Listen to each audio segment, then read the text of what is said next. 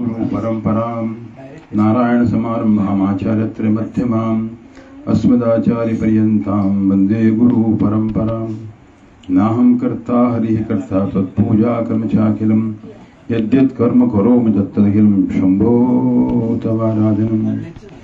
ओम नमो भगवते शिवानंदाय, ओम नमो भगवते चिदानंदाय, ओम नमो भगवते कृष्णानंदाय।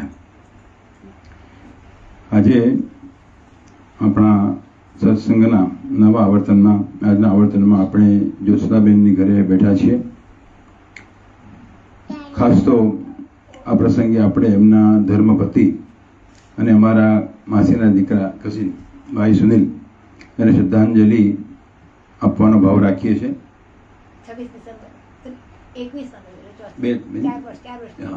એટલે ખૂબ જ સક્રિય જીવન હતું, ખૂબ જ સેવાપરાયણ જીવન હતું। જીવન પર્યંત જે કંઈ જીવ હોય એની સેવા કરવાનો ભાવ, બહુ સરળ જીવન, પણ એક પ્રકારના કોઈ અસાધ્ય રોગને કારણે એમની જીવન લીલા વહેલા સંકેલી દીધી અને આજે થોડાક દિવસ પહેલાં એમની ચોથી પુણ્યતિથિ હતી 26મી ડિસેમ્બરે। તો ભાઈનું પુણ્યસ્મરણ કરીએ અને ઉચ્ચતર સ્થિતિ પ્રાપ્ત થાય એવી પણ ભગવાનને પ્રાર્થના કરીએ। સાથે સાથે ભાઈ સુનિલના માતા પિતા એટલે કે જ્યોત્સનાબેનના father in law, mother in law, એમનું પણ મને સ્મરણ થાય છે। ખૂબ જ સરળ જીવન, પ્રાથમિક શાળામાં શિક્ષક, પણ એવો સંયમ, એવી શિસ્ત કે જે મેં એવું મોટા મોટા વ્યક્તિઓમાં પણ જોઈ નથી અને અંદરથી બહુ જ સેવાપરાયણ અને અધ્યાત્મપરાયણ જીવન હતું। ખૂબ સાદગીપૂર્ણ જીવન, કોઈ પ્રકારનો આડંબર નહીં અને જીવનના અંતિમ શ્વાસ સુધી મને સ્મરણ છે કે ઘણા બધા લોકોની એમણે સેવા કરી અને પ્રભુનું ચિંતન કર્યું। જીવનના છેલ્લા શ્વાસે પણ અત્યંત સરળતા અને સ્વસ્થતા એમનામાં હતી।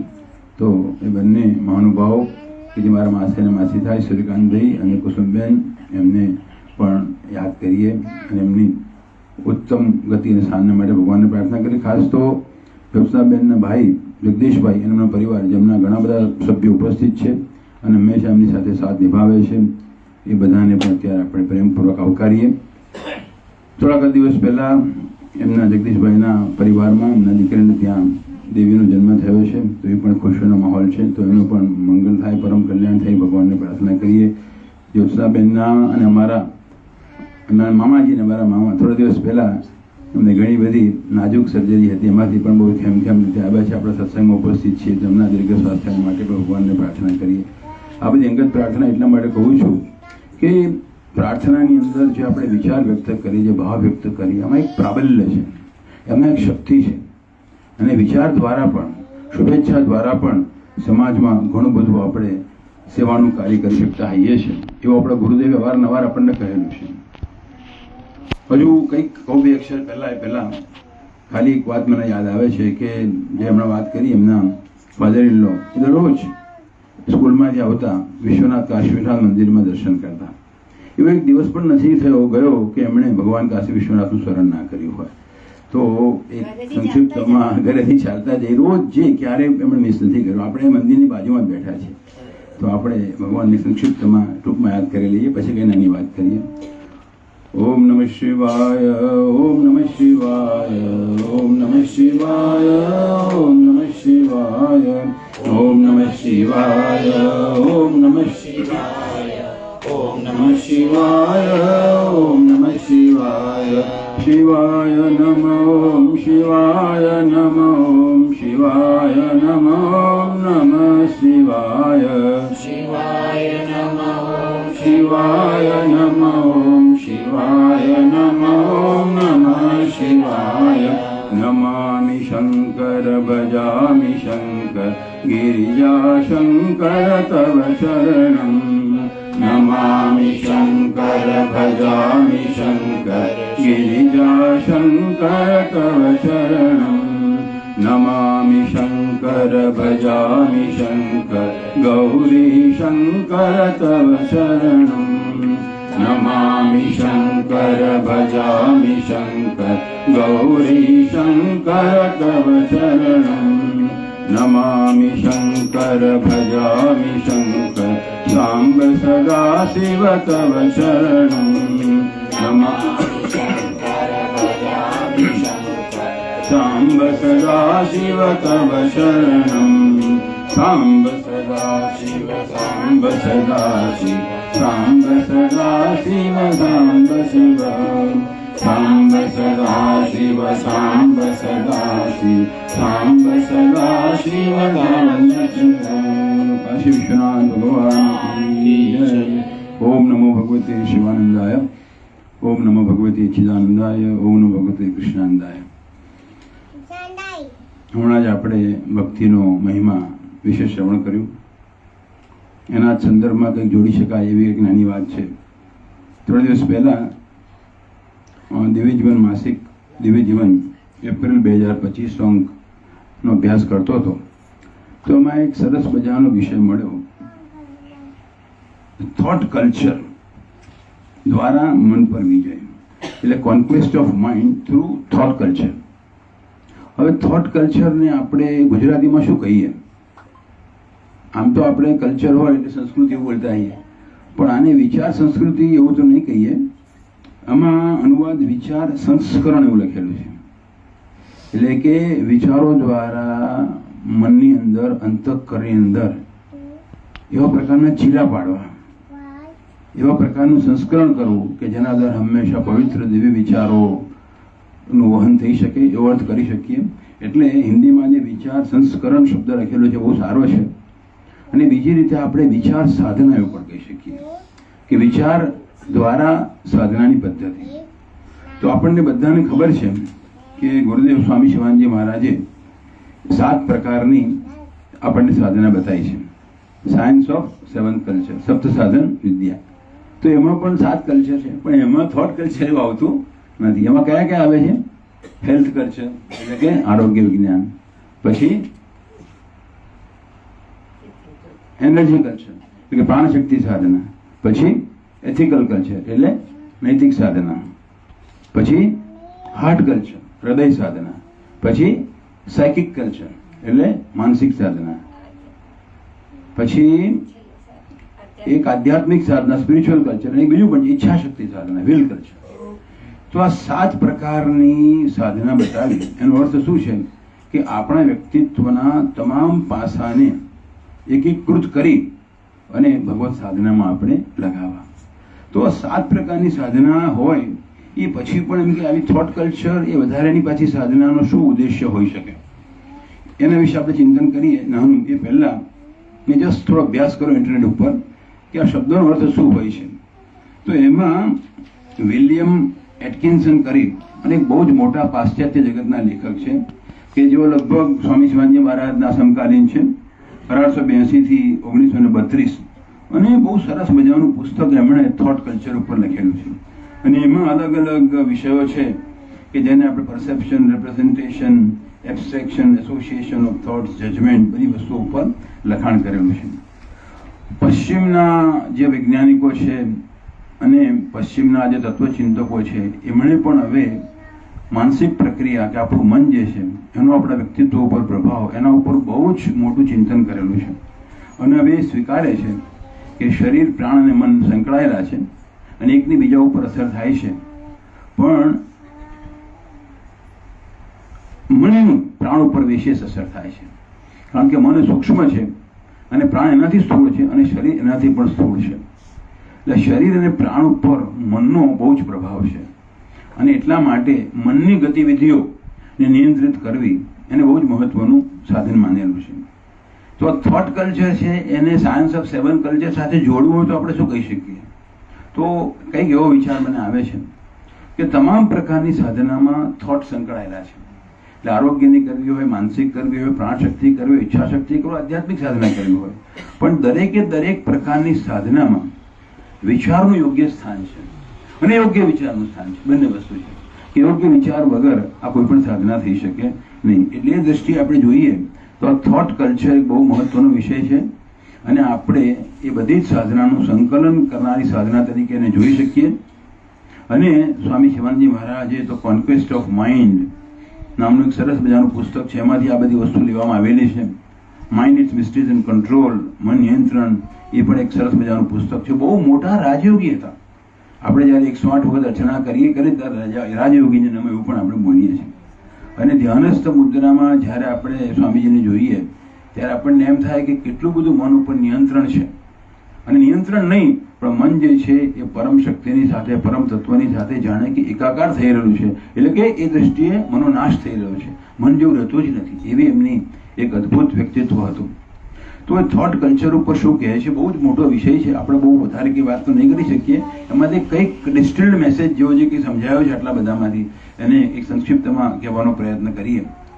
તો સૌથી પહેલાં તો એવું કહેલું છે કે જે વિચારો જે છે એ વિચાર એટલે શું? પહેલાં તો વિચાર એટલે અંતઃકરણની અંદર ઉદ્ભવતી કોઈ પણ પ્રકારની વૃત્તિ, એને વિચાર કહેવામાં આવે. જો કોઈ પણ પ્રકારની ઇન્સ્ટિંક્ટ હોય એને વિચાર કહેવામાં આવે. બરાબર? અને મુખ્યત્વે એના બે ભાગ હોઈ શકે. એક છે વિષયાકાર અને બીજી છે બ્રહ્માકાર. એટલે કે જ્યાં આગળ જગતના કોઈ પણ વિષયનું ચિંતન થતું હોય એને આપણે વિષયાકાર વૃત્તિ કહી શકીએ. અને જ્યારે ઈશ્વર તત્વનું, પરમ તત્વનું ચિંતન થતું હોય ત્યારે આપણને ઈશ્વરાકાર વૃત્તિ કે બ્રહ્માકાર વૃત્તિ એવું આપણે કહી શકીએ. અને દરેકે દરેક વ્યક્તિનું એક માનસિક જગત હોય છે. Everybody has is mental world. જેવી રીતે આપણે જગતમાં જીવીએ છીએ, જગત બધાને માટે એક છે, પણ એ જગતની અંદર દરેકે દરેક માણસનું પોતાનું એક આગવું જગત છે. એને જીવ સૃષ્ટિ એવું પણ કહેવામાં આવતું હોય છે શાસ્ત્રની અંદર. તો એ જીવ સૃષ્ટિ કયા પ્રકારની છે અને કયા પ્રકારના મનોજગતમાં આપણે જીવીએ છીએ એના આધાર, એની ઉપર જ આપણા સમગ્ર કલ્યાણનો આધાર રહેલો છે. અને જેવા વિચારો હોય એનું વાણી ઉપર અને આપણા કર્મો ઉપર અસર પડે છે. અને બીજી રીતે વિચારીએ તો જીવને સ્વતંત્ર રીતે વિચાર કરવાની પરમાત્માએ છૂટ આપેલી છે. સંકલ્પ શક્તિ, કે એનામાં એક પ્રકારની સ્વતંત્ર વિચાર શક્તિ કરવાની ભગવાને સંભાવના, શક્યતા મૂકેલી છે. અને એટલા માટે જ એનું આપણા જીવનમાં બહુ મહત્વ છે. ગુરુદેવ સ્વામી શિવાનંદજી મહારાજે તો એટલી બધી અદ્ભુત વાતો લખેલી છે. એ તો એમ લખે છે કે આપણા બૂટની અંદર કોઈ કાંકરો ભરાઈ ગયો હોય તો આપણને એટલો બધો નડે કે આપણને એમ થાય કે એને કાઢી નાખી દે પહેલાં. અને જ્યાં સુધી કાઢીએ નહીં ત્યાં સુધી આપણને બિલકુલ ઠીક ના લાગે. તો એવું જ કંઈક આપણા અંતઃકરણ બાબતમાં છે કે જ્યારે એવો કોઈ અયોગ્ય વિચાર હોય એ બૂટના કાંકરાની જેમ ભરાઈ ગયો હોય અને આપણે જ્યાં સુધી બહાર કાઢીએ નહીં ત્યાં સુધી આપણને શાંતિનો અનુભવ હોય, ત્યાં સુધી આપણને સંતોષ ન થાય. તો આ કાઢવો સહેલો છે કે અઘરો છે? તો આમ તો સ્વામીજીની બહુ વિલક્ષણ ભાષા છે. એ તો એમ કહે છે આ તો એટલું બધું સહેલું કામ છે અને જો આપણે ન કરી શકીએ તો આપણી આધ્યાત્મિક સાધનામાં આપણે બહુ આગળ વધ્યા છીએ એવું ના કહી શકાય અને વધવાની સંભાવના નથી. એવું પણ એક પ્રકારનું જોખમ સ્થાન રહેલું છે. એટલે કે આટલું તો આપણે કરવું જ જોઈએ. અને પછી ઉદાર છે એટલે એવું પણ લખેલું છે ઘણા બધા કાંકરા છે, એક કાંકરો નથી એમ. એટલે એવું પણ નથી કે આપણે એક કાંકરો કાઢીને મૂકી દઈએ. આટલા બધા કાંકરા એમ કે જલ્દી સમજી શકાય નહીં અને ધીમે ધીમે એને આપણે કરવું પડે. એ પ્રકારની એમણે વાત કરેલી છે. હવે આખી પ્રક્રિયા બહુ વિસ્તારથી સમજવા જેવી છે આમ તો, પણ આપણે એમ કહી શકીએ કે મન જે છે આપણી અંદર રહેલું અંતઃકરણ એટલે કે એ ભગવાનની માયા સૃષ્ટિ જે છે કે ભગવાનની માયા છે એનું વ્યષ્ટિ સ્તરે એની અભિવ્યક્તિ છે. એટલે સમગ્ર સૃષ્ટિમાં જેને આપણે માયા કહીએ એને આપણે આપણા વ્યક્તિગત સ્તરે આપણે એને મન કહી શકીએ.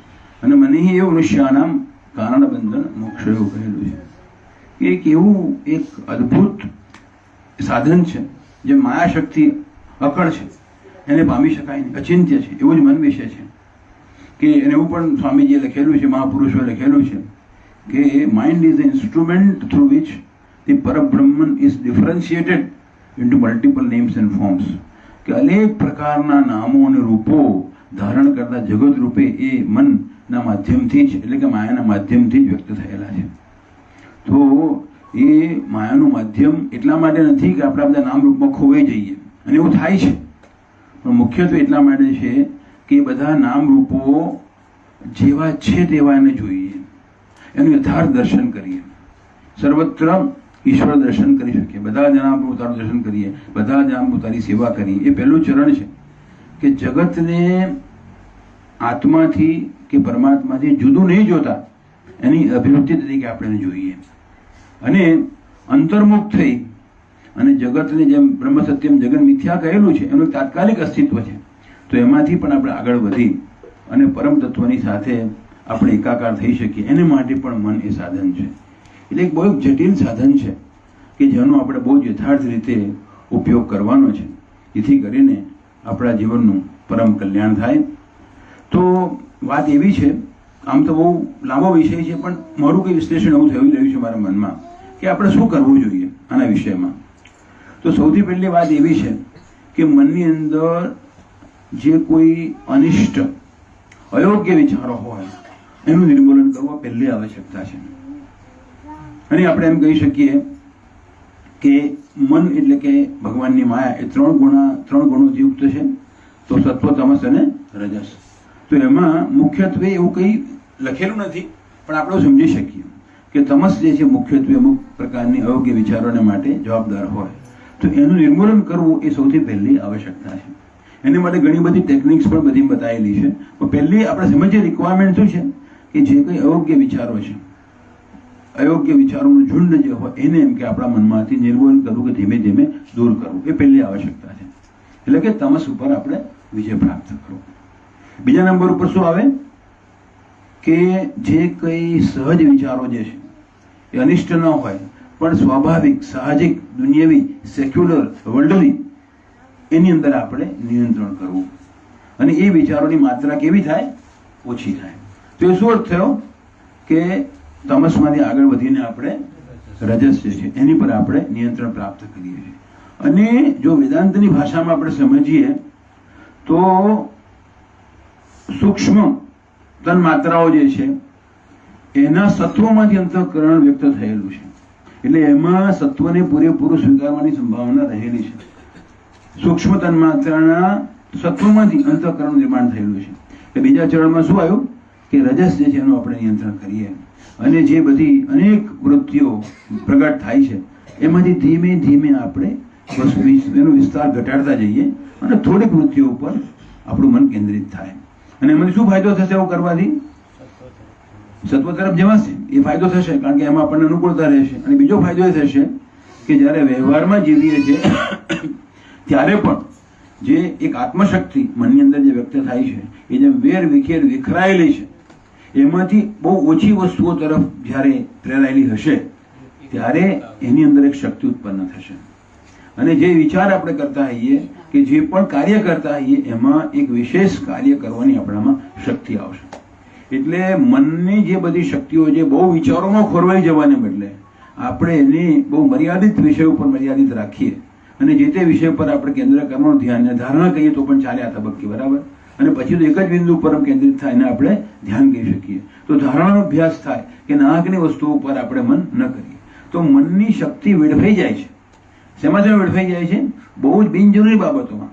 તો સ્વામી જે લખેલું છે કે જો મનનો આપણે ખરેખર ઉપયોગ કરવો હોય તો આ નાહકની બાબતો, નાહકની ચર્ચા, નાહકના વિષયો એમાં આપણે ચંચુપાત કરતા આવીએ કે જે આપણા માટે બહુ કામનું નથી, એમાંથી પણ આપણે મનને જો પાછું વાળીએ, બરાબર. અને ઘણી વાર બહુ નકારાત્મક વિચારો હોય કે ભાઈ એવું લખેલું છે કે સિન હોલ્ટ, કે ભાઈ મારાથી બહુ દુષ્કાર્ય થઈ ગયું, મેં પાપપૂર્ણ કાર્ય કરું, તો પણ એના પણ ઉપદેશો બતાવેલા છે કે એવું કશું જ નથી. આપણે અંતઃકરણથી શુદ્ધ છે અને એવા નકારાત્મક વિચારો કરવાની પણ આવશ્યકતા નથી. તો આ રીતે રજસની માત્રા પણ આપણે ધીમે ધીમે ઓછી કરીએ અને એકાગ્ર મન કરીએ તો જે વ્યવહારનું કાર્ય કરીએ છીએ એમાં પણ આપણને સફળતા પ્રાપ્ત થાય.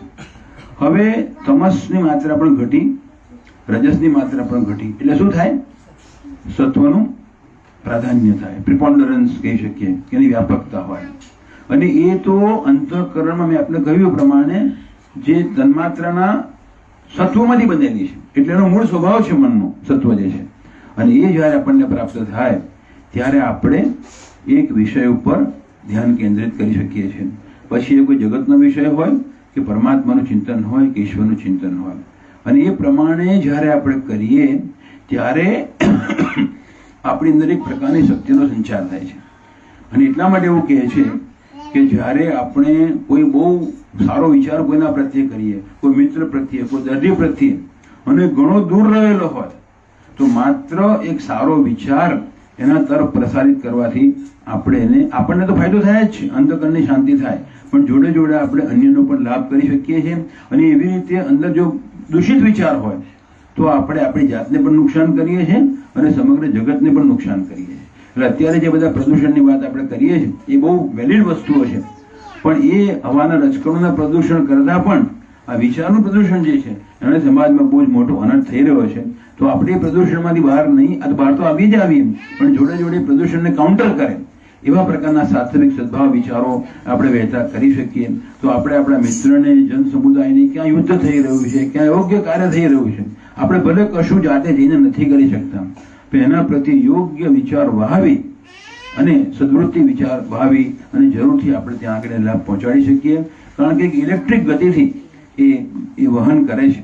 અને ખાસ કરીને જે સ્પંદનો નીકળે દરેકમાંથી, જે મહાપુરુષો આ રીતે જગતની સેવા કરે છે. સ્વામી શિવાનંદ મહારાજ પણ એવું કહેતા કે સવારે 4 વાગે ઉઠીને શા માટે એ પોતે આ રીતે એમ કે ધ્યાન કરે છે? એટલા માટે કરે છે કે જેને ખરેખર વિકાસની જરૂર છે એનું આધ્યાત્મિક સ્પંદનો એમને પહોંચતા કરું છું. એ મહાપુરુષોની દ્રષ્ટિ છે. તો એ પ્રમાણે આપણે પણ આપણી માત્રામાં કરી શકીએ, પણ એના જે સ્પંદનો હોય એને એક વાઇબ્રેશન, એક ફ્રીક્વન્સી એવું પણ આપણે કહી શકીએ. અને એ તે પ્રકારની ફ્રીક્વન્સી જે માણસમાં હોય એ વધારે ગ્રહણ કરી શકીએ. એટલે સારા વિચારો હોય એ સારી વ્યક્તિ વધારે ગ્રહણ કરી શકશે, અને પ્રદૂષિત વિચારો હોય એ પ્રકારની વ્યક્તિ વધારે ગ્રહણ કરી વધારે નુકસાન થશે. તો આ પ્રમાણે ત્રીજું ચરણ એ થયું કે આપણે સત્વનો વિકાસ કરી અંતઃકરણને આપણે એકાગ્ર કરીએ. વિચારો નહીવત એટલે કે બહુ જ ઓછા હોય અને છેવટે એક વિચાર હોય અને એક જ તત્વોમાં એ હોય. હવે ચોથી અવસ્થા એ આવે છે કે જેને શું કહીએ આપણે? ગુણાતીત અવસ્થા, કે ટ્રાન્સેન્ડ ધ 3 ગુણાસ, કે સત્વ, રજસ અને તમસ કશું જ ના હોય. તો થાય શું પછી એમ? સ્વામી શિવાનંદ મહારાજે ઘણીવાર લખેલું છે કે ભાઈ કમ્પ્લીટલી થોટલેસ સ્ટેટ હોય, વિચાર શૂન્ય અવસ્થા હોય, તો એ પણ એમ કે પરમાત્માની આપણને બહુ નજીક લઈ જાય છે. તો ખરેખર શું આ ત્રણેય ગુણો આપણે ટ્રાન્સેન્ડ કરીએ એટલે વિચાર શૂન્યતા છે? તો થોડોક સમય માટે તો અમુક રીતે એવું કહી શકાય વિચાર શૂન્યતા છે. પણ મુખ્યત્વે શું છે કે જ્યારે ધ્યાતા હોય અને ધ્યાનનો વિષય જે ધ્યેય હોય એની વચ્ચે જ્યારે સેતુ બંધાઈ જાય છે ત્યારે શૂન્ય નહીં પણ એકત્વ હોય છે. ત્યારે શૂન્ય નહીં પણ શું હોય છે? એકત્વ હોય છે. જે વિચાર, જે વસ્તુ પર ધ્યાન હોય એના સ્વરૂપ આપણે બની જઈએ. આપણે ભગવાન શિવ પર વિચાર કરતા હોય આપણે જાણે કે શિવ સ્વરૂપ બની જઈએ. ભગવાન કૃષ્ણ પર વિચાર કરતા આપણે કૃષ્ણમય બની જઈએ. એટલે કે આપણે ઈશ્વરમય. એવી રીતે ઈશ્વર સિવાય પણ ધારો કે પ્રેમ ઉપર ચિંતન કરીએ, શાંતિ ઉપર અભ્યાસ કરીએ તો આપણે શાંતિમય બની જઈએ, પ્રેમમય બની જઈએ. એટલે જે ધ્યેય જે છે, ધ્યાનનો જે વિષય છે એની સાથે આપણે એકરૂપ થઈ જઈએ. અને એ એકરૂપતા જે છે એ જ્યારે ઈશ્વરના સંદર્ભમાં હોય ત્યારે ઈશ્વરાકાર અથવા બ્રહ્માકાર વૃત્તિ રૂપે પ્રગટ થાય છે. અને થોડા દિવસ પહેલા જ શંકરાચાર્યજી મહારાજને મળ્યા હતા, તેમને આ પ્રશ્ન કર્યો હતો. તો એવું વખતે એમણે કહ્યું કે બ્રહ્માકાર વૃત્તિ અને વિષયાકાર વૃત્તિ બે હોય, બરાબર? તો હવે આપણે એમ કે વિષયાકાર વૃત્તિ આપણને શક્તિ આપે, શેને કારણે શક્તિ આપે છે? તો એ વિષયાકાર વૃત્તિની પાછળ પણ ચૈતન્ય રહેલું છે. એ ચૈતન્યને કારણે વૃત્તિથી આપણને જ્ઞાન થાય છે. તો ચૈતન્ય ના હોય તો વૃત્તિ જડ છે, એ આપણને જ્ઞાન ના આપી શકે. એટલે જ્યારે વિષયાકાર વૃત્તિમાં આપણે રહીએ ત્યારે પણ આપણે એ વિષયાકાર વૃત્તિમાં જે શક્તિ વૃત્તિ જેને કારણે શક્તિ ધારણ કરે છે ચૈતન્યને જો જોઈએ તો પરમ તત્વનું સંધાન વિષયાકાર વૃત્તિમાં પણ છે. અને બ્રહ્માકાર વૃત્તિની જો વાત કરીએ તો બ્રહ્માકાર વૃત્તિમાં તો માત્ર બ્રહ્મનું ચૈતન્ય જ છે. અને એ ચૈતન્ય જે છે એ અજ્ઞાનનો નાશ કરે છે. અને અજ્ઞાનનો નાશ કરે છે એટલે સચ્ચિદાનંદ સ્વરૂપ જે આપણે છીએ એ આપોઆપ આપણું સ્વરૂપ છે અને પ્રગટ થાય છે. તો વિચારણા નિયંત્રણના માટે ઘણું બધું માર્ગદર્શન આપેલું છે. ખાલી સંક્ષિપ્તમાં 1-2 શબ્દમાં કહું તો એટલું કહી શકાય કે જે જ્ઞાનયોગી છે એને માટે મુખ્યત્વે એમ છે કે આજે બધા જ વિચારો, બધી જ વસ્તુ નિષ્પન્ન થાય છે, આ બધું જ મિથ્યા છે. એ અંતઃકરણનો સ્વભાવ છે. I am not this mind, I am not this body, I am not this intellect, Swamiji કહે છે. એનાથી આપણે આપણી જાતને જુદી જોતા શીખીએ. હું માત્ર વિચારોનો સાક્ષી છું એવો આપણે ભાવ રાખીએ. અને ઘણા બધા ઓટો સજેશન પણ આપેલા છે એમણે. તો એ પ્રકારનું ઓટો સજેશનથી આપણે માત્ર એક વિચારના સાક્ષી રૂપે બની રહીએ તો એ વિચારનું કોઈ પ્રાબલ્ય રહેતું નથી, એ આપોઆપ શમી જાય છે. ભક્ત જે હોય, ભક્ત યોગી હોય, હમણાં જે વાત કરી એ પ્રમાણે એને વિચારો અનિષ્ટ હોય, કંઈ પણ હોય, એ પોતે આવું કંઈ ચિંતન નથી કરતો. એ તો માત્ર પરમાત્માને સમર્પણનો ભાવ છે એનામાં. અને સંપૂર્ણ સમર્પણ ભાવથી જ ઈશ્વરને પ્રાર્થના કરે છે કે આ મને કનડગત રૂપ છે, મને રૂચતો નથી, મને એમાંથી મુક્ત કરે.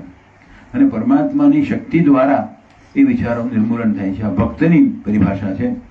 અને રાજયોગી જે છે એને માટે યોગ ચિત્તવૃત્તિ નિરોધ જે કહેલું છે કે શરીરની, પ્રાણની, મનની ક્રિયાઓ દ્વારા જે વિચારો જે ઉપર ઉઠતા હોય એની ઉપર નિયંત્રણ પ્રાપ્ત કરી શકે છે એક રીતે, અને બીજી પ્રતિપક્ષ ભાવના બતાવી છે રાજયોગમાં કે જે પણ વિચાર આપણને પ્રગટ થાય અને ન અનુકૂળ હોય તો એનાથી વિપરીત ભાવના કરવી, તો આપોઆપ એ મૂળ વિચાર જે છે, અનિષ્ટ વિચાર છે, સમી જશે ઇષ્ટ. એટલે આ રીતે જ્ઞાન યોગીને માટે, ભક્તિ યોગીને માટે, કર્મયોગીને માટે અલગ અલગ સાધના બતાવી છે. પણ સૌથી વધારે સ્વામી શિવાનંદ મહારાજે સમન્વય યોગ આપણને કહ્યું. મુખ્ય વાત સમજવાની એ છે કે mind is a very subjective matter. એક દરેક વ્યક્તિએ પોતાની રીતે પોતાનું સોલ્યુશન વિચારવાનું છે. એની માટે કોઈ આપણને પ્રિસ્ક્રિપ્શન ના આપી શકે, તમે આમ જ કરો ના હોય. એટલે બધા જ પ્રકારની સાધનામાંથી સાર તત્વો કાઢી મને શું માફક આવે છે કે શું કરવાથી મારું અંતઃકરણ પ્રમાણમાં વિચારહીન સ્થિતિમાં અને છેવટે વિચારને પણ ટ્રાન્ઝેન્ડ થાય છે, મને શું આંતરિક લાભ થાય છે, એવું ચિંતન કરી અને પ્રયત્ન કરો. અને સાથે સાથે કહ્યું એમ આપણા સૌ પ્રયત્નોની સાથે હંમેશા ઈશ્વર કૃપાનો સાથ હોવો જોઈએ. એટલે ઈશ્વરની પ્રાર્થના પણ કરવી, એની કૃપાની યાચના પણ કરવી કે આ મારી વિચારની સાધના છે, થોટ કલ્ચર જે છે એમાં મને સફળતા પ્રાપ્ત થાય. તો એક બહુ જ ગહન પણ બહુ જ મહત્વનો વિષય છે વિચાર દ્વારા સાધના, કે જેના દ્વારા આપણે આપણા વ્યવહારિક જીવનમાં, સામાજિક જીવનમાં અને આપણા અંતરતમ આધ્યાત્મિક જીવનમાં સર્વોચ્ચ પ્રગતિ પ્રાપ્ત કરી જીવનના અંતિમ લક્ષ્યને પણ પ્રાપ્ત કરી શકીએ. તો ગુરુદેવના અને પરમાત્માના આ વિષયમાં આપણને હંમેશા આશીર્વાદ પ્રાપ્ત થતા રહે એવી જ ભગવાનને નમ્ર પ્રાર્થના.